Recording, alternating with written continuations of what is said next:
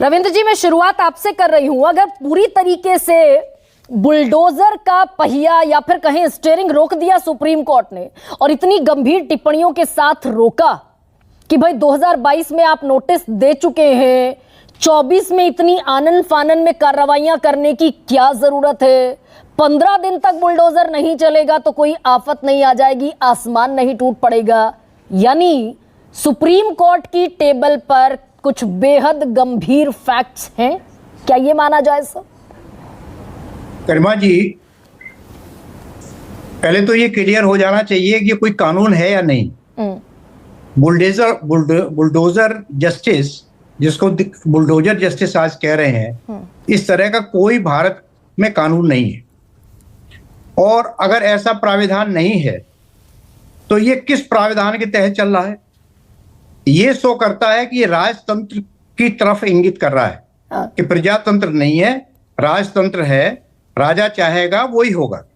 तो ये राजतंत्र का प्रतीक है।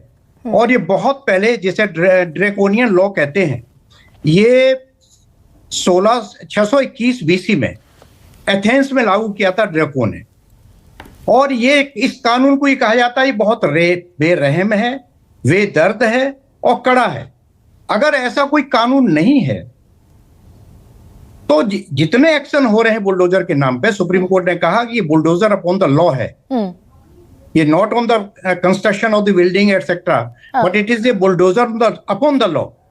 तो ऐसी हालत में ये क्यों कहना पड़ा कि ऐसा कोई व्यवस्था नहीं है, ऐसी कोई आपके पास कानून नहीं है। अगर आपको कोई चीज डिमोलिश करनी है तो आपको एक प्रोसीजर प्रिस्क्राइब्ड है, आपके पास प्रिस्क्राइब्ड अथॉरिटी पे जाना पड़ेगा, एक प्रॉपर नोटिस देंगे, उसके तहत जो कॉम्पिटेंट अथॉरिटी है ऑर्डर पास करेगी। ऐसे थोड़ी होता है कि आप मतलब जब आपका मन चाहे तब आप उस पर बुलडोजर चला दीजिए।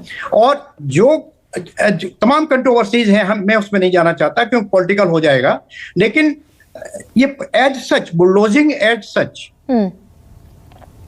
जो बिना परमिशन ऑफ द कोर्ट है, बिना परमिशन ऑफ द अथॉरिटी है, वो इलीगल है। और इसको सुप्रीम कोर्ट ने एक बहुत अच्छा ऑर्डर पास किया है। यानी कि सर, सुप्रीम कोर्ट के सामने क्या मैं ये मानूं, मुझे समझाइए भी और दर्शकों को भी समझाइए कि अगर सुप्रीम कोर्ट की 2 जजेस की बेंच ने ये कहा कि immediately stop the steering of bulldozer, immediately रोक दीजिए, और अगर 15 दिन तक नहीं चलेगा, क्योंकि केंद्र सरकार ने आपत्ति की कि आप संवैधानिक संस्थाओं के हाथ नहीं बांध सकते, तो सुप्रीम कोर्ट ने कहा कि 15 दिन तक नहीं चलेगा तो कोई आसमान नहीं टूट पड़ेगा। That means there is something very serious, there is something very serious on the table of Supreme court.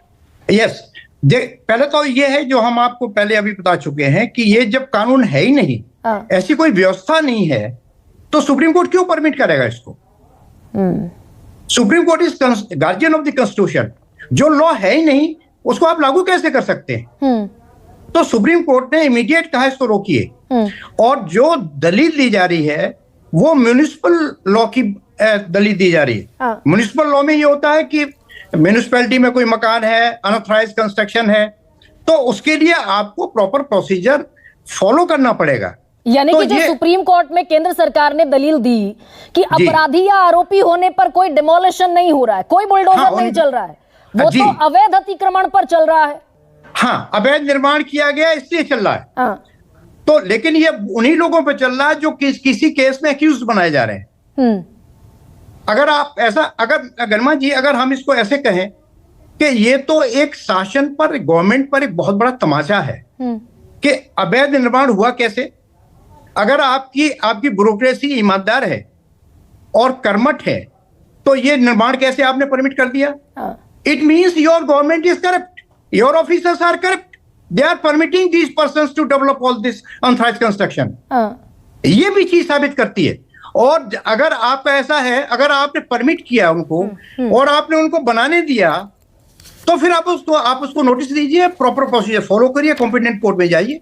अच्छा सर, ये लेकिन ये मध्य प्रदेश के छतरपुर का जो मामला है, इसमें 21 अगस्त को पथराव हुआ थाने पर, 22 अगस्त को बुलडोज कर दिया मुख्य आरोपी का घर, और फिर सरकार की एक तरीके से ट्वीट भी आया एडमिनिस्ट्रेशन की तरफ से, और उस ट्वीट में यह लिखा गया कि छतरपुर पुलिस की कार्रवाई, पथराव करने वाले आरोपी के अवैध घर पर चला बुलडोजर, तो इसे ग्लोरीफाई करने की भी कोशिश है क्या प्रशासन की तरफ से? ये तो जिसमें टैग्ड है मोहन यादव मुख्यमंत्री मध्य प्रदेश के और एसपी छतरपुर के टैग्ड भी हैं। इसको ग्लोरीफाई किया जा रहा है और ये एक मैसेज दी जा रही है कि अगर आप अपराध करेंगे तो हम आपको तहस नहस कर देंगे। भारत का कानून क्या कहता है, इससे हमसे कोई मतलब नहीं। अच्छा, और अपना देश का कानून ये है, अगर अपराध हम करेंगे तो दंड हमको मिलेगा। हमारे बेटे को, हमारे पिताजी को, हमारी पत्नी को, हमारे और परिवार के लोगों को दंड नहीं मिलेगा। दंड के भागी हम होंगे। अच्छा, घर में रहने वाले 20 लोग हैं, 25 लोग हैं, 5 लोग हैं, तो वो क्यों सफर करेंगे? और किस कानून के तहत? ये तो कोई कानून ही नहीं है। नहीं, मध्य प्रदेश में ये कानून है सर। मध्य प्रदेश में अगर अवैध भी था, मुख्य आरोपी का घर तो 10 दिन का नोटिस दिया जाना था। ये मध्य प्रदेश में एस्टैब्लिश्ड एक कानून है, लॉ है। अगले दिन गर्मा जी, नोटिस दिया जाना चाहिए था। कॉम्पिटेंट अथॉरिटी को ऑर्डर पास करने की जरूरत थी। वहां कोई ऑर्डर ही नहीं था। ये तो मनमानी है कि हम एक मैसेज देना चाह रहे हैं समाज को कि हम अपराधियों को बिल्कुल इतना दबाएंगे, इतना क्या कहते हैं, हम अपराधियों को डिमोलिश कर देंगे उनके घर के साथ साथ। ये तो गलत है, ये कानून में परमिसिबल नहीं है सर। लेकिन आरोपियों का अपराधी है कि नहीं है, कन्विक्टेड तो तब होंगे जब कोर्ट का ऑर्डर आएगा, कोर्स ऑफ एक्शन का कोर्ट तय करेगा। ये एग्जीक्यूटिव ऑफिसर्स तय नहीं करेंगे, ये कोर्ट तय करेगा। और जो ये सिस्टम लागू किया गया है, इसको हम लोग ड्रैकोनियन एक्शन कहते हैं। लॉ तो है ही नहीं। लॉ तो तब होगा जब कोडिफाइड लॉ बनाया जाए। ये ड्रैकोनियन एक्शन है, अगेंस्ट द सोसाइटी है। It should be immediately stopped. और सुप्रीम कोर्ट ने बहुत अच्छा ऑर्डर पास किया है कि इसका कॉग्निजेंस लेकर के इसको स्टॉप कर दिया।